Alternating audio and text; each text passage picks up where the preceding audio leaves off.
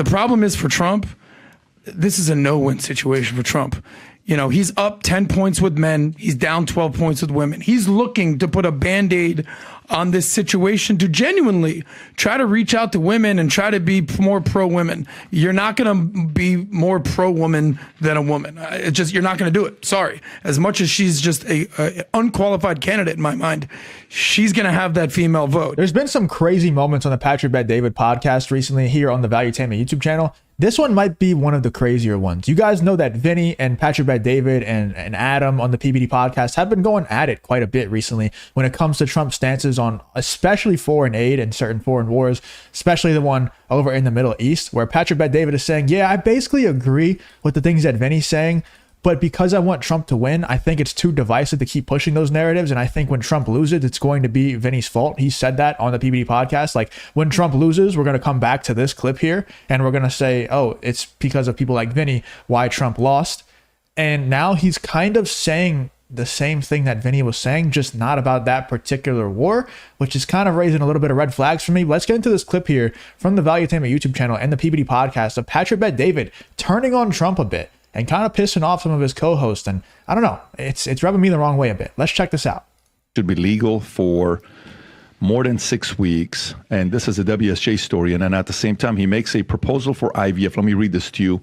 He suggests he might support rolling back Florida's 6-week abortion ban, stating, I'm going to be voting that we need more than 6 weeks. But his campaign later clarified that he has not yet said how he will vote on the ballot initiative that sparked confusion and outrage amongst anti-abortion activists. Trump is trying to navigate the politically sensitive issue of abortion, balancing his role in overturning Roe v. Wade with a more nuanced stance, claiming my administration will be great for women and their reproductive rights, while emphasizing that abortion decisions should be made at the state level. In addition to his comments on abortion, Trump proposed federal support for in vitro IVF and tax deductions for newborn expenses, contrasting with Vice President Kamala Harris's $6,000 child tax credit. Tom Cotton says he's for it. He's open to the idea. Republicans, to my knowledge, support IVF in the Congress, and there's no state that prohibits or regulates IVF in a way that makes it inaccessible.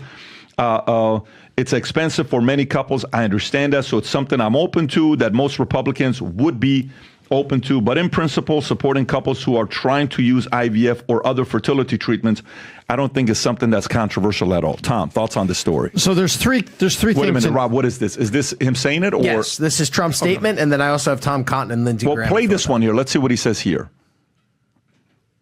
You overturned Roe, and you want abortion to be a states' rights issue. In Florida, the state that you are a resident of, there's an abortion-related amendment on the ballot to overturn the 6-week ban in Florida. How are you going to vote on that? Well, I think the 6 week is too short. It has to be more time, and so and I've told them that I want more weeks. So you'll vote in favor of the amendment? I am going to be voting that we need more than 6 weeks. Look, just so you understand, everybody wanted Roe v. Wade terminated for years, 52 years. I got it done. They wanted it to go back to the states. Exceptions are very important for me, for Ronald Reagan, for others that have navigated this very, very interesting and difficult path. Tom. So there's three points here. The first point is about the number of weeks. And there's a very delicate detente in the Republican Party and conservatives about 6 weeks. Yet that exceptions in 6 weeks is where we all arrive right now. And to go further, the people that are on the life side get really nervous about that. The second point that was in here is IVF. IVF has been available forever. There's nothing legal or illegal about IVF, and there are insurance companies that cover it. I got very concerned, and a rare day where I agree with Lindsey Graham, where the insurance companies shouldn't be told what they're going to cover and not cover. Otherwise, guess what? California is telling insurance companies what they have to do with assigned risk for cars and the FAIR plan for property insurers. You can't go tell them that it's a mandate. I will select my insurance company, and I may not need a policy with IVF because we're not having kids anymore. And this is the exact problem that I was talking about in my last video, when so many people got mad at me, or one of my last videos where so many people got mad at me because I was saying that Trump is going soft a little bit. And when you go soft like this, it's it's the worst thing you could possibly do. The best thing you could do is just choose a side and go hardcore for that side. What Trump is doing now is he's trying to get the middle. Like, he's trying to get the middle on his side, but the problem is the middle doesn't really exist anymore. Everybody is so cult-like now that everybody kind of has their own side. They already have their minds made up. And what you're doing now is you're just losing the support of a lot of your hardcore supporters. Whenever people like Patrick Bet David or Tom or Vinny or any of these guys on the PBD podcast are starting to question you, that's when you know you're doing something wrong. Like, your messaging is just off. And Patrick Bet David's going to go in here in a second, but like, this is really bad, and it's exactly what I was talking about. There's so many people who are like, why the hell is Donald Trump disavowing Project 2025 so much? And then, there's so many other things like the IVF stuff, the abortion stuff. The messaging is off as well. But then you also, on the other side, you're still not getting the support of anybody on the left or anybody on the middle. Like, we played that clip yesterday from The View, and they're talking about the exact same statements that Donald Trump is making here on the PBD podcast, except they're taking the opposite stance. And they're like, or they're not the opposite stance. They also don't like it, but for another reason, for a totally different reason. This is what happens when you ride the fence, because The View is saying you can't promise these sort of things because you're not going to be able to deliver. It's very similar to how Joe Biden promised student loan debt relief, and obviously he can't deliver on that, but they would never criticize him on that. At least the PBD podcast is fair and they criticize both sides, but we can't expect leftists like The View to be fair and criticize both sides like that. But the problem when you ride the fence and you're trying to gain the support of both sides is you end up gaining the support of neither and losing the support of both. And that's why I'm criticizing Trump so much for going soft and trying to play both sides. It's not going to work. You need to just go back to 2016 Trump. And I think a lot of it has to do with his campaign advisors. I don't know. Let me know in the comments. I might be completely wrong on that. Let me know. Or I may select a different policy with different coverages, but the insurance company should not be told that IVF, and then hiding in all of this right to life and children and everything. What was missing was that there's this insurance company mandate that I think is wrong. And we already have a number of things that are in the tax code. Congratulations. Is it a boy or a girl? I don't know, but you get another tax deduction, and there's some federal things you can deduct for childcare expenses that have always been in there. So, the IVF mandate is the part that I disagreed with. Okay, I have only one issue with this here. My issue with it is the following. To put IVF for women, period, in the insurance policy and give them the tax benefit, whatever it may be, you're playing a form of a fair act where you're forcing insurance carriers to want to do this. Again, you're forcing cost of insurance to go higher for people that are not going to be using this service. And you're also at the same time making insurance companies looking bad. If you enjoy content like this, then make sure you leave a like and subscribe to the channel. It really does help me out a ton. Let's get back to the video. In front of everybody. However, you know what I'll be open to? Only if you're married for a number of years. You know, if somebody marries a legal person, and then they have a certain number of years until they become legal, and you have to live together, and they come and check you out, and they're like, are you guys really together? Yeah, we've been living together for 3 years. So this is not a fake marriage? No. What if you want us to pay for the IVF? Yes, we'll do IVF. Have you guys been married for 3 years minimum?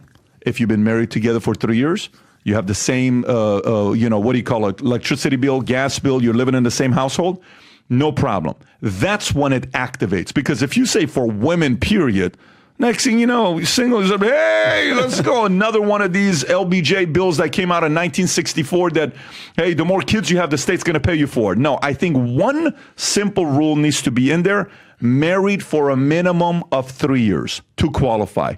If you have it, game. If you don't, I'm not for it. Actually a really good point. I actually really like that suggestion from Patrick Bet David, because he makes a great point, which is another reason why I just don't understand why Trump even made this statement in the first place. But getting past that, he does make a great point in that this could mean like a whole lot more single mothers pop up out of nowhere, which would not be great, because we know single parent households are really bad for, for just keeping kids out of jail, keeping kids from committing crime, keeping kids from just developing horrible mental health issues. Single parent households are really, really bad. So this could lead to a whole lot more single mothers unless there are certain qualifications. I think this is just one of those false promises, the empty promises that politicians love to make. So I don't think it's that actually big of a deal when it comes to like the actual effects that it's going to have on the world and on the country. I think it's a much more bigger deal in just the campaigning of Donald Trump, the support of Donald Trump, Patrick Bet-David does make a great point there in that there needs to be a qualification for you must be married for at least 3 years or something along those lines. It's a great suggestion. With you. Otherwise, you have that unintended consequence of intentionally having kids. And now you have a welfare mama that can't have kids very easily. So she gets IVF so she can make the extra check. No. That's hurting because kids need fathers and mothers, and we're just hurting the chances. I like your idea. Quick thoughts. We're going to wrap up because I got 2 minutes. I'll just be super quick. Abortion is one of the 2 or 3 issues that's going to decide this election, straight up. The economy, we all know what's going on the border, and a lot of people say, especially women, that abortion is number 1 or 2 on their list. We all saw the one girl who was struggling to figure out what's more important to America, democracy or access to abortion, and she's like, it's a tough one, but I think I'm going to go with abortion on this one. Okay, so that's how important of an emotional decision it is for women, and I understand that. The problem is for Trump, this is a no-win situation for Trump. You know, he's up 10 points with men. He's down 12 points with women. He's looking to put a Band-Aid on this situation to genuinely try to reach out to women and try to be more pro-women. You're not going to be more pro-woman than a woman. It's just, you're not going to do it. Sorry. As much as she's just a unqualified candidate in my mind, she's going to have that female vote. It's facts. I mean, I don't think she's going to have the entire female vote, but if you're one of those people that think abortion is a very important issue, you're never going to be on the Donald Trump side. Like it's just not going to happen. And if you are on the Donald Trump side and you're very pro-abortion, that means Donald Trump messed up royally, and he probably will not win the election anyway. Trump should be just playing to his hardcore voter base, his actual strong voter base that was there with him in 2016 and that still support him today. And I get it. I understand that he's trying to gain the support of those women that are scared for some reason, even though the abortion ban, quote unquote, means that they just have to travel to a different state to get the abortion if they really want it. But, you know, I understand it. I just think it's a really, really bad move. Let me know in the comments what you think about the Patrick Bet-David and the PBD podcast host kind of turning on Donald Trump here and saying that he's making the wrong move, especially after Patrick Bet-David was criticizing Vinny for saying certain things about the Middle East because he thought that we should just hold off on criticizing Trump and his stances until after the election because he just wants to, you know, he just wants Trump to win, which is understandable. It's the best thing for the country for sure. But now, whenever it's not that issue, he's willing to, you know, criticize Trump. It's kind of weird, but let me know in the comments what you think about this whole Valuetainment and PBD podcast clip of Patrick Bet-David kind of turning on Donald Trump a little bit. Let me know in the comments what you're thinking.